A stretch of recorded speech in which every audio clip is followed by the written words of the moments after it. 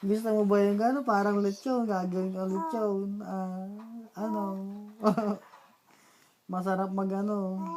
Lechong manok. Oo. Way pa ganun. Parang gusto mong tuwagan. Ano? Ina-acting mo.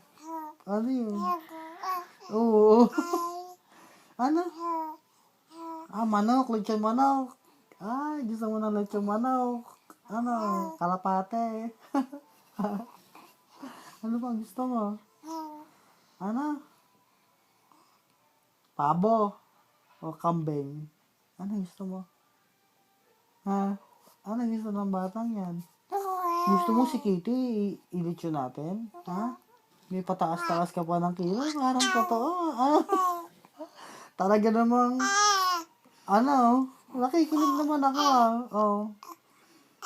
Oh. Ano nga yung sinasabi mo? Pusa! Gusto mo ng pusa? Ano? Ano ba gusto mo na? Ha? Ipakita mo nga yung dimple mo sa akin. Sabi ni mama may dimple ka daw. Saan? Nasaan ang dimple mo? Ito, taas natin ikaw. Nasaan na yung dimple mo? Tingin ni mapa yung dimple. Ay! Ayan. Dimple nga ba yan? Iba ganun to.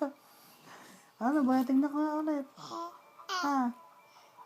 Kanina natulog ka dun kay Lola. Ano sabi sa'yo ni Lola? Ano sabi ng Lola sa iyo?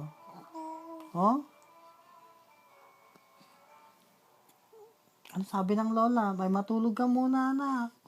Ayun, nakatulog ka. Nung nagising ka, ano ginawa mo? Umiyak. Ba't ka umiyak? Wala si Papa, tsaka si Mama.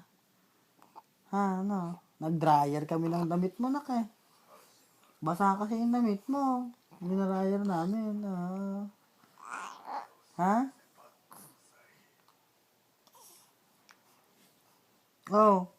Napagod ka na. Ano yung ina-acting mo kanina? Hindi pa.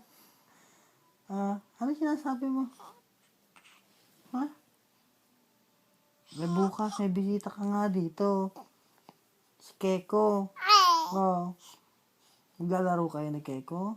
Ano lalaruin nyo? Anak, Jack and Poy.